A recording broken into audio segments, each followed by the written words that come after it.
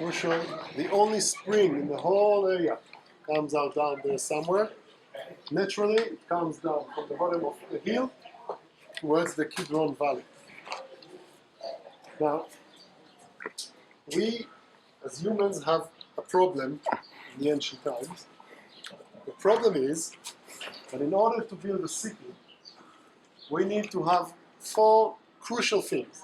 Without them, we cannot have a society, a human society, a city. First thing, Water. water. Second, Protection. third. The second is, right after water, food. And then you must have protection. And the fourth, that's a tricky one. Oxygen. So if I don't build a city, I don't need oxygen. Yeah, if I don't build a city, I don't need people. People who breathe oxygen and want to build a city. Trade. Housing.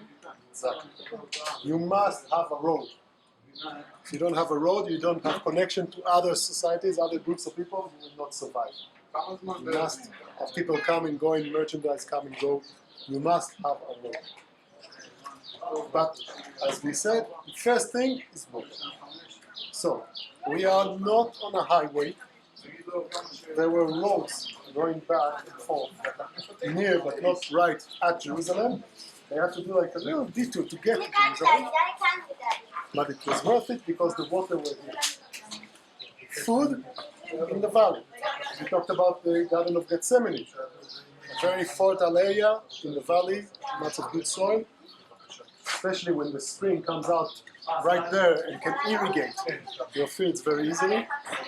So we have some water, we have some land for food. We have to go up to the hill for protection. We want to protect our fields, but they're in the valley. It's a problem. We want to protect the water, but the water goes out from the bottom of the mountain down in the valley. Now, if we will protect the water, we are exposing ourselves to enemies that will come from right above. We have to fortify the top areas and live in the top areas so the enemy has to go down before he can go up. That's protection. Always in history, that was the major problem of the cities. How do we go to the water, take water, use water, but still protect ourselves, protect the city? We need the height, the water are down. In times of peace, no problem. You can just walk down the hill, take water and go back up. By the way, you know, women, that was their job, to go down to the spring and bring water. But what, in a time of war, when an army comes and puts a siege around the city, the first thing that the army would do is to look for your water source, take it, and then you do. There's no way you can survive. So how do we build a city up here, water down there, and still protect the water? This is the water case of city of David, Jerusalem, and many, many other cities. You see many different kinds of solutions. Along the two, first one right here. Now, Ciao. Let's go in and start exploring this whole water system through an English guy called Charles Warren, who studied the land of Israel, which are archaeologists who came here in the 19th century and dug many areas, especially in Jerusalem. His method was not so good for archaeologists who know today. But that was how he worked. You know, he dug shafts. Went to a place he thought he might find something interesting, and he just went down. Far down as far as he could, trying to get to the bedrock. And as he dug down, he was looking at the layers, he was trying to figure out what he sees. The system was very problematic, but sometimes you need a bit of luck, even if you're doing it wrong. The guy came to the city of David, dug the shaft, and he found the water system.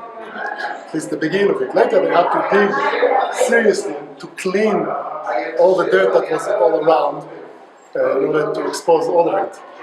And they're still digging till today. Some of the pictures around show the process of digging and finding, but they're making too much noise.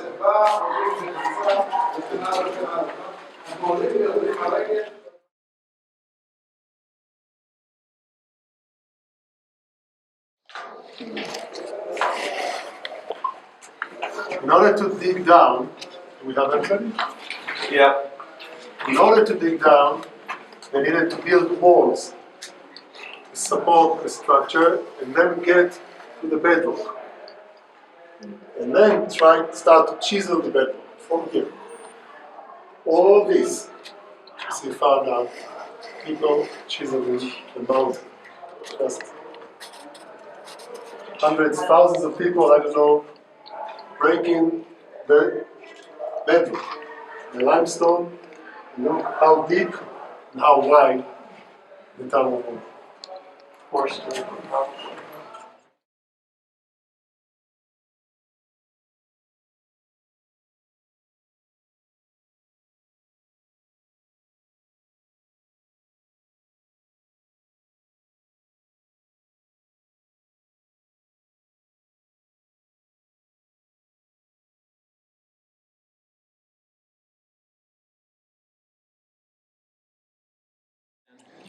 Okay, so very impressive tunnel going down, went under the wall, one of them, and then keep going down until we reach this space. First of all, you can see that it ended right here, under me, you see? But there is a shaft. This is what we call Warren's shaft, because he found it. And he said, he went down, and we found out that he went down all the way to the spring itself. Okay? The spring is down there, right above the spring, almost. So, he said, look at it. People went down under the mountain, under the wall, towards the spring. Got right above the spring, and had this shaft. Lowered buckets of water down to the spring, fill up with water, brought it back up, and back to the city. Nobody knows from the outside. Nobody can know because we're inside the mountain. The shaft is inside the mountain. Only little problem, it's basically a natural shaft. It's not man-made. How to try and get water from up here down there? It's almost impossible. Meanwhile, people who talked about the shaft, they also mentioned David, because David says, when he conquers the city, ever touch the water pipe or something like that. It's a word in Hebrew that we don't really understand. He will conquer the city. Maybe they meant this shaft. Go up. Use the protection facilities of the enemy against them. Go into the spring, go up the shaft, into the tunnel and take over the city. It all makes a lot of sense, it's very nice. But it's also a very problematic thing. As I say, first, taking water from here was almost impossible.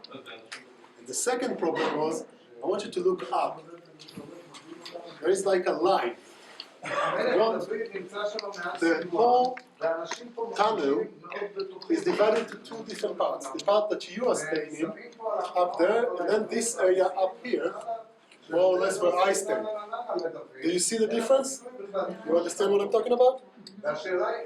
We know today that the area where you stand was not here in the times of the Canaanites. And actually the tunnel was up here. And this whole thing was still part of the mountain. This was completely covered when King David conquers the city. And people use the tunnel, but this part. Only later, many years after King David, the Israelites dug this part, made the whole tunnel deeper, trying to do something.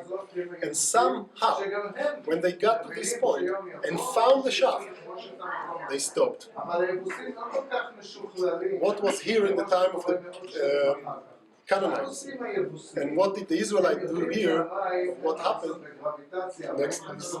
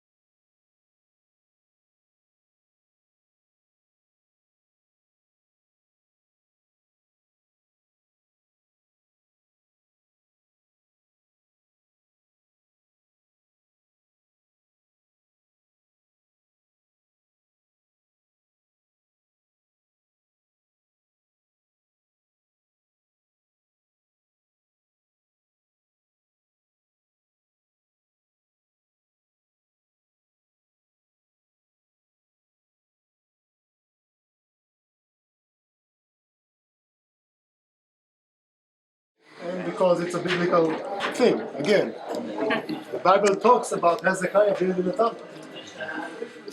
And we actually found it. You can walk through it. Again, almost 3,000 years ago, tunnel chiseled by people. One group started from here, the other on the other side, and they met in the middle. How did they do it? Nobody knows. What we think, because it's not straight. Because that maybe they follow the natural crack. Also, the fact that sometimes it's very low and sometimes it's very, very high. Also may indicate that it was a crack with different levels, and they just followed it, made it a little wider, and made it as low as they needed the water to keep going down till it reached the pool. That makes sense. We do not know for sure. We only know the description, and the plate right there, how they write down that we chisel and we hear the other side chisel towards us, and we meet, and here's where we met. This plaque was placed in the middle of the tunnel where the two groups met, and later it fell and it moved with the water, and it was found right there. But it is the original is in a museum in Turkey. It was founded in the times of the Ottoman Empire when they controlled it. So that's only a replica. But it's, again, it's a biblical story, and the plate made by the people that actually chiseled the tunnel. And the fact that we can still see and enjoy it today is very amazing. We know, the Bible says, that it ended in a pool. Where is the pool? So you can say it's right there. The little pool, wide, open area. Later on, a monastery, church was built right here, and a mosque. And later in time, all of these structures, from the bottom up here, above this area, but just piled the area here to stop us then continue with the tunnel to the real pool, which is over there.